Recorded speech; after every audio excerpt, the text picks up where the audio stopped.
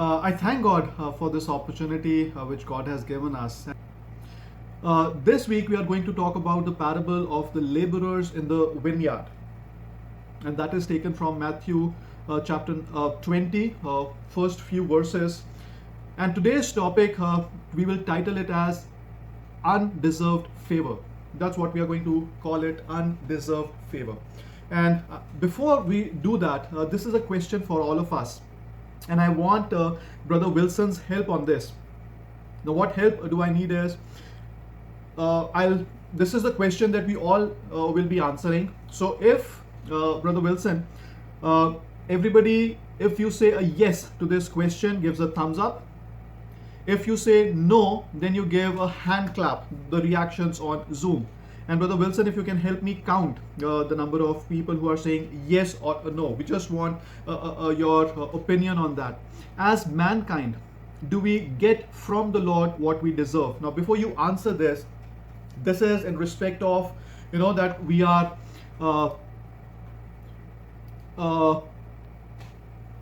in a sinful nature, and God is a God of justice, and He wants justice to happen, and He is a holy God, and He does not, mingle with unholiness. So based on that, we need an answer. As mankind, do we get from the Lord what we deserve? Now, what does mankind deserve? So you have to think about it, and you have to give an answer. For a yes, gives a thumbs up. For a no, give a hand clap reaction. So Brother Wilson, I'll stop the screen now, and if you can, if it will be easy for you to count. As mankind, do we get from the Lord what we deserve? So you can give your reactions. For a yes, give a thumbs up. For a no, give a hand clap. Do we get from the Lord what we deserve? It will be a difficult task for Brother Wilson to count, but because of all the experience that he has in management and organizations, I think he would be able to do it well. So keep giving it until he's done counting all the thumbs up and the hand claps. Do we get what we deserve from the Lord? So if Brother Wilson is done, he can put it on the chat. What's the percentage? What percentage of the people on the Zoom call have said a yes or a no? 7 yes, 5 no. So that's the opinion. Let's go back to our word again. So we'll park this question for now, and we will come back to it in a while. Sister Amita, are you able to view the screen or no? I've requested Sister Amita to read for us. And if you can't, then from the Bible you can read Matthew chapter 19 verses 27 to 30, and then we will jump to chapter 20. First few verses. Matthew chapter 19 verse 27 to 30. Then Peter said in reply, "See, we have left everything and followed you. What then will we have?" Jesus said to them, "Truly I say to you, in the new world, when the Son of Man will sit on his glorious throne, you who have followed me will also sit on 12 thrones, judging the 12 tribes of Israel. And everyone who has left houses or brothers or sisters or father or mother or children or lands, for my name's sake, will receive 100-fold and will inherit eternal life. But many who are first will be last, and the last first." Matthew 20. "For the kingdom of heaven is like a master of a house who went out early in the morning to hire laborers for his vineyard. After agreeing with the laborers for a denarius a day, he sent them into his vineyard. And going out about the third hour, he saw others standing idle in the marketplace. And to them he said, 'You go into the vineyard too, and whatever is right I will give you.' So they went. Going out again about the 6th hour and the 9th hour, he did the same. What about the 11th hour he went out and found others standing. And he said to them, 'Why do you stand here idle all day?' They said to him, 'Because no one has hired us.' He said to them, 'You go into the vineyard too.' And when evening came, the owner of the vineyard said to his foreman, 'Call the laborers and pay them their wages, beginning with the last up to the first.' And when those hired about the 11th hour came, and each of them received a denarius. Now when those hired first came, they thought they would receive more, but each of them also received a denarius. And on receiving it, they grumbled at the master of the house, saying, 'These last worked only 1 hour, and you have made them equal to us, who have borne the burden of the day and the scorching heat. But he replied to one of them, Friend, I am doing you no wrong. Did you not agree with me for a denarius? 14 and 15 also, please. 14, 15, 16. Take what belongs to you and go. I choose to give to this last worker as I give to you. Am I not allowed to do what I choose with what belongs to me? Or do you begrudge my generosity? So the last will be first and the first last. Thank you so much for that reading. And this is a very weird parable, so to say, one of the most puzzling parables. And if it was not coming from Jesus himself, then we as the readers of this parable would think that this is not a very nice story, or the ending of the story or the parable is not a very nice one. Now what has happened is, this owner of the vineyard, he has gone out early in the morning and he has seen a few people, and he has asked them that if you have no work, then you go and work in my vineyard, and I'll pay you a denarius. Now the denarius was a Roman coin worth about 20 cents and was the ordinary pay for a day laborer. And what the Jews they had done is, one day they had put into 12 different segments, and when it says that on the third hour, so it's probably they started their work around 6 in the morning. So when it says about third hour, so it is around 9. When he went on the third hour and the 6th hour and the 9th hour, so it is at around 9 a.m. and then 12 p.m. and then 3 p.m. and the last he goes at around 5 p.m. in the evening. And the first workers that he finds at 6 in the morning, he tells them that you go, start to work, and I will pay you a denarius for what you have done, or what you will be doing during the day. But then he saw that the work is not being accomplished. He goes again at after 3 hours, and then 3 hours, and then 3 hours. So finally he is going at 5 p.m. in the evening, and then he's asking the same question, what are you doing here? And the law said, Deuteronomy 24:15, that you shall give him his wages on the same day before the sun sets, for he is poor and counts on it. So this was a law that the Jews were following, and they had to be paid. They knew that they are going to be paid the same day for whatever work they have done or they will be doing. Now when we see what's happening, the first ones who started to work, he promised them that I will give you 1 denarius. Later, the other teams or the other people that he went to, he said that whatever is right, I'm going to give to you. Whatever. He did not promise them an amount, but the first ones he promised them an amount. But when it was the time for them to be paid at 6 p.m. in the evening, what he does is he says to his steward or his clerk or his accountant that you start from the last one and start paying them, and pay all of them a denarius each. The ones who were hired at 5 o'clock, they were very happy because they have just worked 1 hour and they got a denarius. The second team came who were hired around 3 p.m. They got a denarius. And the third team came who were hired around 12 p.m. They got a denarius too. Now the ones who were hired first at 6 in the morning, what they thought, and the Bible very clearly says this is that they thought that we will be paid more because we have spent the whole day working. But they also receive 1 denarius, and they complain. What they say is, have we not borne the burden of the day and the scorching sun? Why have you not been as liberal with us as the others?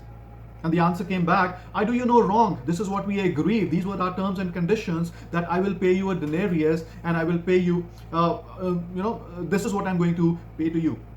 But the question we have is, was the owner unjust? Was he unjust in paying to the ones who worked all day long?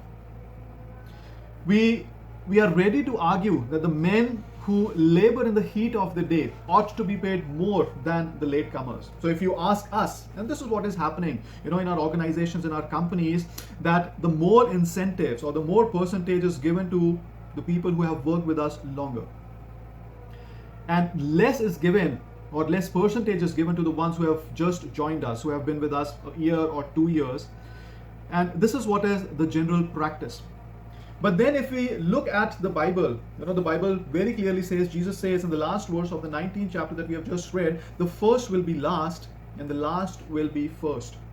And Jesus also himself says, that John the Baptist, when he was talking about John the Baptist, he says that John is the greatest in the kingdom of God. He is the greatest born from the women. But the least in the kingdom of God is greater than John. And in order to justify, this parable, there have been different people saying different things. They have been trying to explain and justify this parable. So what, one school of thought is that the people who came at the last, they worked almost the same amount as the people who were hired first. But there is no hint of this in the parable. The parable does not say that the last comers worked more than the first comers. The other school of thought is that they are saying that the last comers were given a brass denarius, while the ones who came first were given either a silver or a gold denarius. But this interpretation contradicts the parable itself, because it very clearly says that the owner says, am I not allowed to do what I choose to what belongs to me? But if the owner's method represented unequal treatment, it did not represent unfair treatment. He did not wrong the early workers by doing a favor to their fellows. He did not withhold from them 1 cent of what belonged to them. The trouble with the early workers was that they were jealous over what the others had received. It was promised to them that they will receive 1 denarius for working for the whole day, and that's what they got.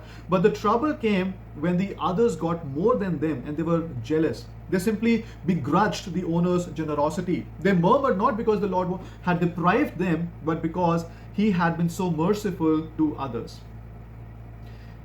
The original warning of this parable is first to the disciples or the apostles. Now, if we look at this, from where we started reading, it started from Peter talking to Jesus. But if we go back a little, this is the history, or this is the background from where the parable, or from where this all story started. So I'll read Matthew chapter 19 verse 16 to 20, and this is the background of this parable. Now behold, one came and said to him, "Good teacher, what good thing should I do that I have eternal life?" So he said to them, "Why do you call me good? No one is good but the one that is God.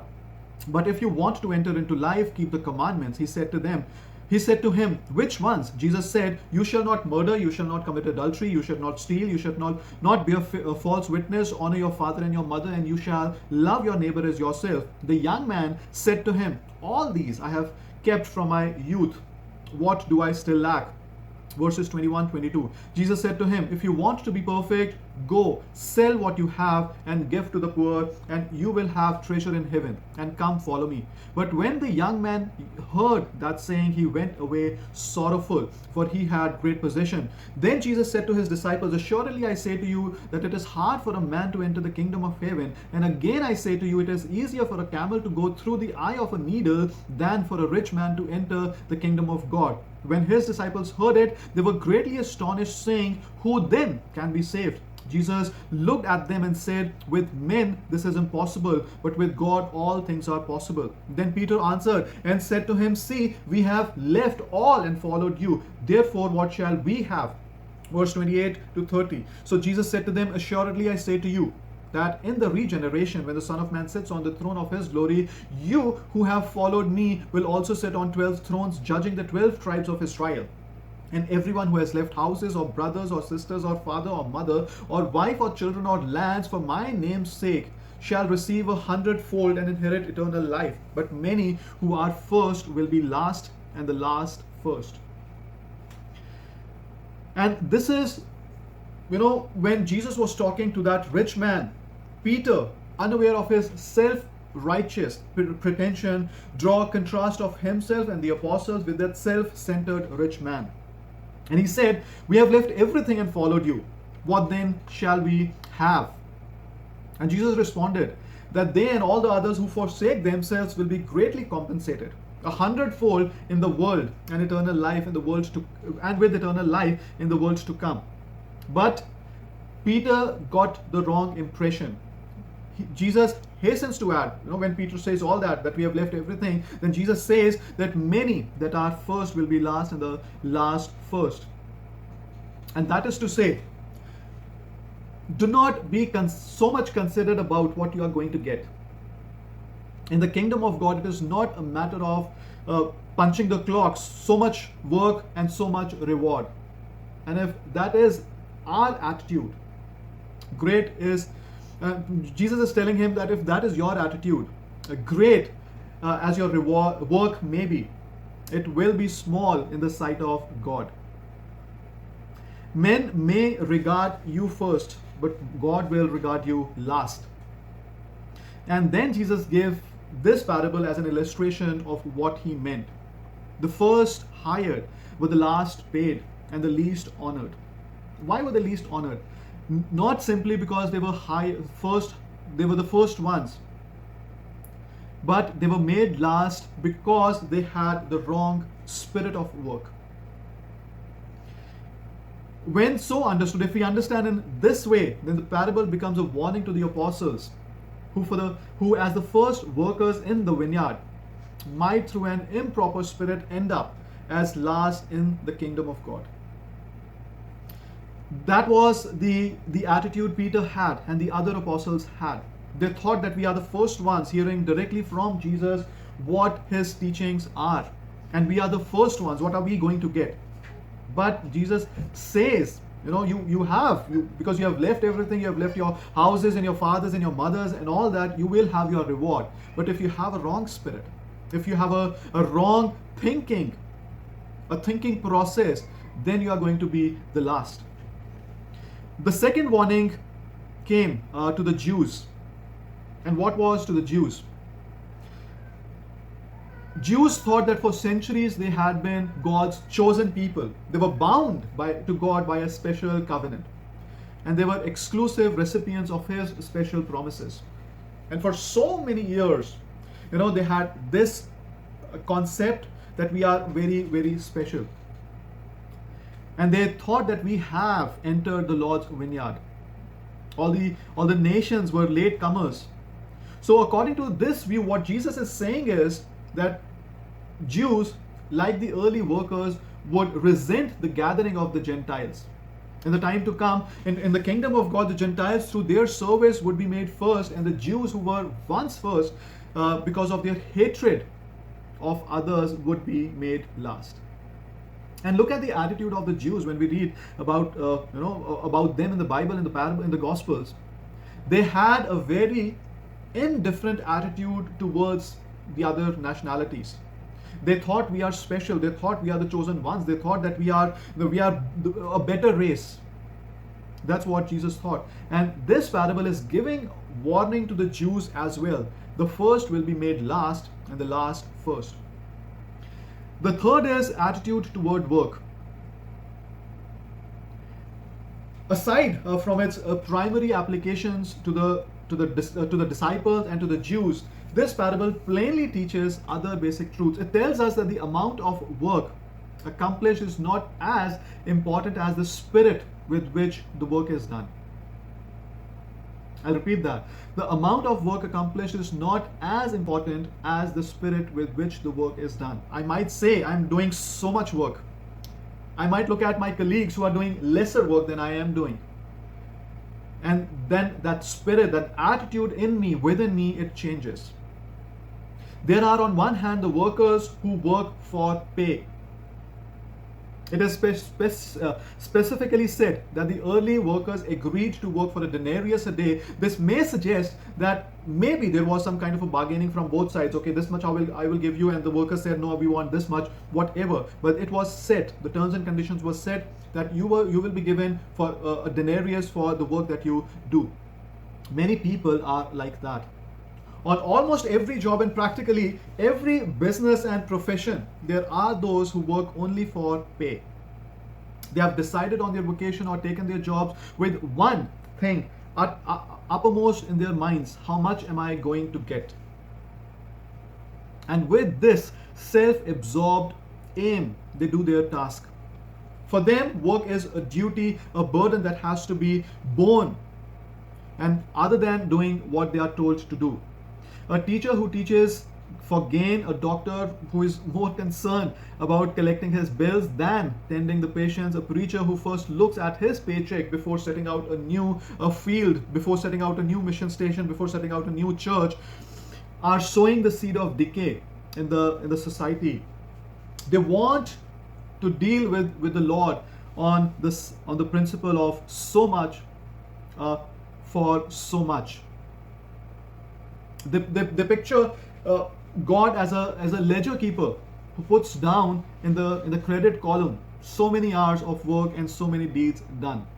And this was the attitude that Peter had.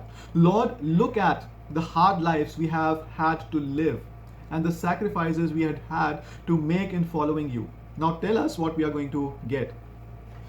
Initially, at this stage, Peter had a hireling spirit, a spirit which, if unchanged, would cause him to be the last in the kingdom of God. And also, the example that I gave about John the Baptist, Jesus himself says that he is the greatest born among women, but the least in the kingdom of God is greatest than John.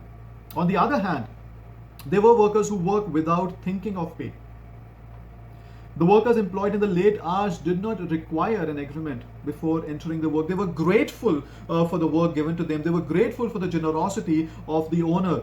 They just had to be told to go to work, and they went without any conditions, without anything. Whatever is right, I will give you. This is what the owner said.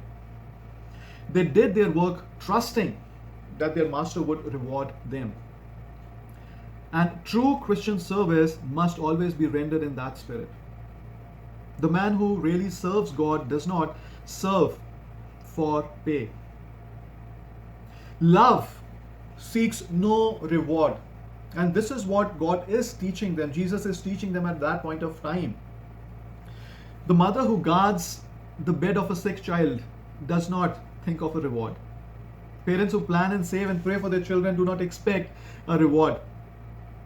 Love secures its joy in bending low to the poor, in speaking words of encouragement to the depressed, and in sharing a comfortable home with a friend. And this is the attitude that we as children of God, we need to have. And the fourth one is the grace of God, undeserved favor. In this parable, all workers received the same pay, no matter what hour they went into the vineyard. Those that worked only 1 hour received a full day's pay. They did not earn it, but still they received it. They received it because the owner was gracious and good. And the lesson of this parable is unmistakably clear. We do not earn what God gives us. We do not deserve His patience with us. We does not owe a single one of us His salvation. We don't earn His salvation. But from the from the time that we have started this new year and the series that had been taken and what we had been talking about, we can say whatever we want. As humans, we can say whatever we want. We deserve this. Some time back, I had this conversation with a young lady, and she wanted to, she was just finishing her schooling, going towards her college, and she wanted, a air-conditioned room in the hostel with good food. And when I asked, why do you have this? Is what I deserve. This is what my standard is. At that point of time, that she forgot that all that she had, her education and her benefits and privileges, that's because of her father. And the same thing with us as Christians is, what do we deserve? And that's why we ask that question in the beginning. What do we deserve? As mankind, what do we deserve? Adam and Eve fell. They sinned. Sin nature came in humans. in mankind, and whoever is born, the Bible says that he is sinful. From his child we are sinful. From our child we are sinful. Nobody has to teach us to sin. It's within us. It's in us. And what do? We do 5 good deeds, but then we do a few wrongs. And if we are to be judged, why are people penalized in court? They can't say to the judge, forget about one murder that I have done, but look at my life, all these years that I have been living. I've been living a good life. Forget about the I stole from the bank. Forget about that. But look at my life otherwise. It's been good. We can't say that to the judge. Why are people sent to prison? Why are people sent to jail? Because they have done one wrong mistake. They have done one wrong thing. And if we as Christians, do we get from God what we deserve? What do we deserve? We don't deserve a eternal life with Him in heaven. We don't deserve salvation because of our sinful nature, because of our falling every single day, every single week, every single month. We don't deserve His love. We don't deserve all that. But He's been so gracious to us.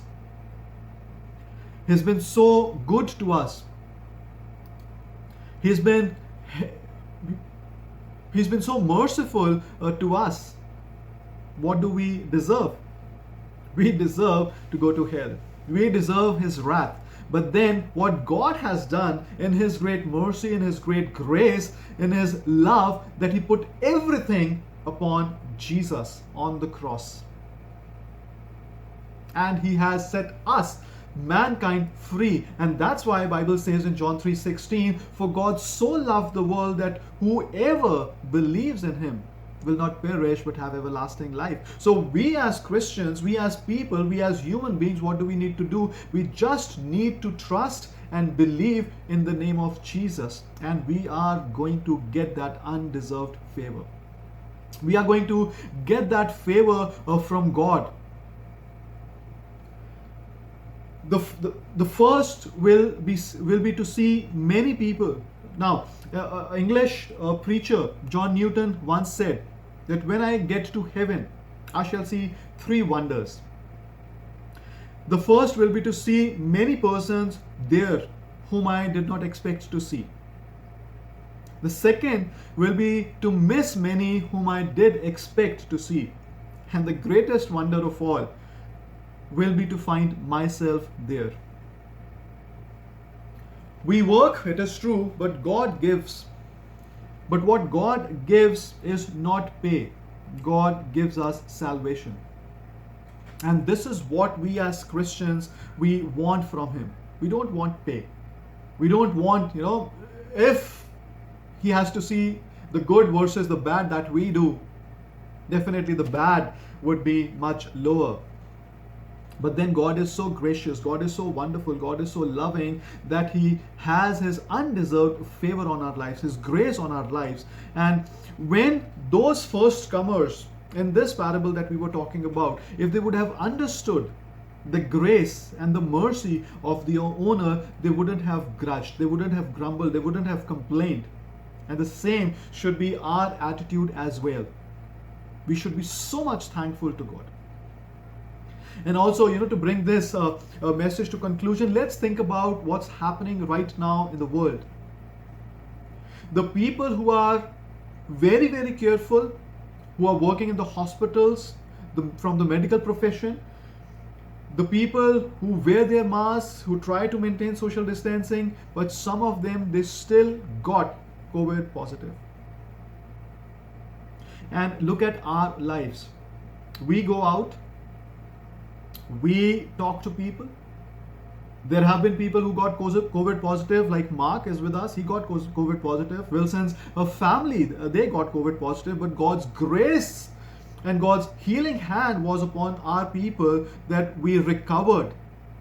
And this is not the case with many of the people in the world. They get infected, and with the second wave and the third wave, it doesn't give you a chance. You're gone. But God has been so gracious to us that we are safe, we are protected, He has His hand upon us. So let us not be like these first comers. Let us take God's grace, God's favor, God's love, God's mercy, and value it. And thank God for the gift of salvation God has given to us. Thank you so much. May God bless all of us with this word. Let's pray before we move on to the Holy Communion.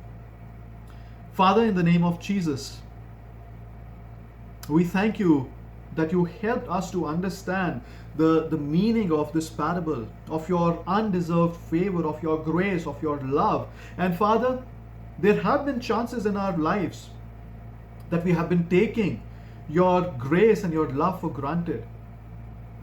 But Father, we thank you that after hearing from you, after going through this parable, and after understanding the meaning of this parable, Father, we thank you that it is your grace on our lives, it is your mercy on our lives, it is your love on our lives, Lord, that has saved us. And Father, we thank you for the best gift that you have given to us. That is the gift of salvation. Jesus Christ, Lord, you have given to us. We thank you, we praise you. In Jesus' name we pray. Amen.